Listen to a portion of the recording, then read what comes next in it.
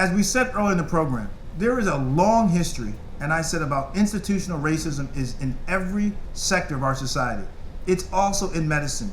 Wow. The idea that African Americans don't get the best medications, the idea that we are ignored and dismissed, the idea that they just kind of treat us like, do what I said, I'm not going to explain to you, just do what I say, and it's just the relationship between the healthcare establishment and African Americans is horrific. And by the way, Jeezy, that's another reason why we need more black doctors. Right. So, we have there's this campaign called More Black Doctors, and it's not that white doctors cannot treat black patients. I'm not saying that. Right. But what I'm saying is that studies and research has shown that African American patients that are treated by African American doctors fare better, their conditions improve better, and they have a better interaction and experience with the healthcare system. But this has to change. This is unacceptable. It's just unacceptable.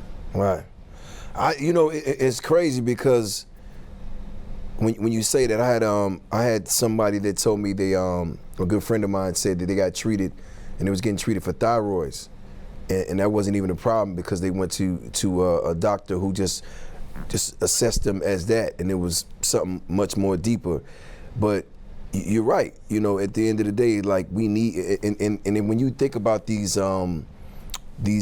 urgent care centers and all these things in our neighborhood, you're right. We do need people that understand, what we go through as a people, and they can look and assess us and tend to us the way that we need to be tend to. And also understand how we talk. Like, we can say things a certain way, right, and it really means something else. Right. And unless you've grown up, with older, relatives with some of these expressions that we say, right, that my grandfather and grandmother would say. Right. Well, I know what they're saying, but a doctor who's not culturally sensitive, he has no idea what they're saying, right, and so he can't build that rapport, right, of trust and understanding, and so it's right, important. Like my grandmother, she said everything, you can fix everything with Vicks Vapor Rub. Doc, what's the, well, let me say this first. Like for me, I remember being probably about my third album, and I remember seeing myself on TV, and I just couldn't believe, how much Waffle House and Cristal had made me gain weight. Like I was, I was wearing a 4X shirt and a 42 pants, and I'm 5'8", and I was almost 240, 50 pounds. Wow. And I just remember looking at and it's crazy because I didn't drink water for years. I didn't drink water. I would wake up, drink champagne, eat Waffle House all day, sleep all day, party all night. And I just looked at myself on TV one day and I just saw my skin and something just didn't sit right with me. And I just couldn't understand like what I was doing wrong. So I started like researching, why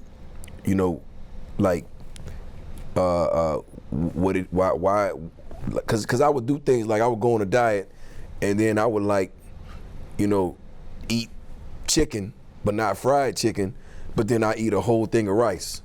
Mm-hmm. Or I would go on a diet where I would try to eat a salad, but then I was still drinking sodas. You know what I mean? So, and I just had to get this formula right for myself, and I didn't, I had a lot of pride, so I didn't want to get in with a trainer because I didn't want to be in the gym and somebody got Jeezy doing push-ups at the time.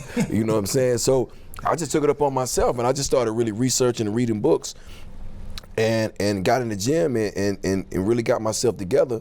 And I lost 60 pounds on my own. And it was real because, let me tell you the difference now. So before we get into this, when I was doing my shows in the beginning, it used to be all the G's, all the street guys in the front row. We love you, G's, we love you. When I dropped them 60 pounds, it swapped out. It was all the ladies. They were starting to throw bras and stuff on stage. And I'm like, yo, I like this, you know what I mean? And I would see myself in pictures and I would like my skin and, my eyes were clear. And my whole thing on dieting is like, when you go to our community, you talk about dieting, it's so hard because you know people look at it as a task, but you really have to take care of yourself, and you want to be, especially with fellas, you know, people from our culture dropping off like flies because they're not taking care of themselves. So I just want to ask you, like, what's the biggest misconception on dieting? Well, first of all, let me say, I love that you had that watershed moment where you saw yourself and you said something's got to change. Unfortunately, for a lot of us, people don't have that moment, and so they don't have that motivational situation where they say, I got to make a difference. So it's good that you had that moment. For sure. The other thing I want to say is I saw on your IG your before and after, your transformation. Right.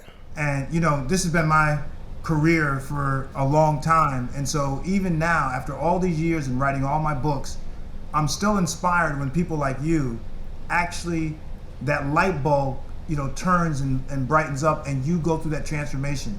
So I was looking at your page, just like, wow, this is ridiculous. By the way, the other thing ridiculous about your page is that you have like 38 posts and 4.8 million followers. So I don't know how you, right. you know, you got so many followers you don't even post. But anyway, that's the power of Jeezy. Right. But it's interesting.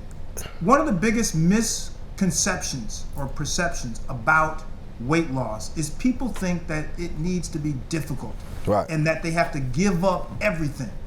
And when I write my books and my plans, the first thing I say to people is, number one, I will never ask you to be perfect because I'm not perfect. That's right. Number two, you are not gonna just eat the healthiest of foods because life is too short to be worried about always eating the best and healthiest foods. You're gonna have what I call fun foods. I don't call them cheat foods because cheat has a connotation that you're doing something bad. Right. But you're gonna have fun foods on a program. Programs that are either too expensive, or they ask people to do too many extreme things, or they ask them to eliminate everything. Those programs are not sustainable. Yeah, you could stick to it for a week or two, right, but you're not gonna stay on a program if every day you wake up saying, man, I'm not gonna be able to have this, I'm not gonna have that, or I have to have this. So all my programs are about choice. You know, it's about giving people the feeling and the real options to be able to make some choices so you have some ownership. You even said yourself, you said, I did my research and I looked at what I should be eating and not eating. Right. Most people don't do that. Right. Most people will say, wow, Beyonce followed this diet, right, so I'm gonna follow that diet. Right. But guess what? Right. That diet worked for Beyonce doesn't mean it's the right diet for you. Absolutely. Right? Absolutely. There are a lot of different plans out there, and so I always counsel people and say, the first thing you need to do is choose the right plan. And the second thing you need to do is realize you're not going to be perfect. Right. I mean, how long did it take for you to lose all that weight? I mean, it took about 6 months, but also too, I had to learn things about my blood type, my nutrition, what worked for me, because there was a lot of things that I was eating that didn't work with my body. And it was like, you know, I was eating like, you know, like I had went, you know, pescatarian, and come to find out like chicken was the best thing for me. Like chicken breast, you know, because it was clean, had protein, and it was just like things that I would learn. But when people saw the results, it was like, you know, like, damn, you know what I mean? It's for me, you know, when you think about the business we in, your health is your wealth.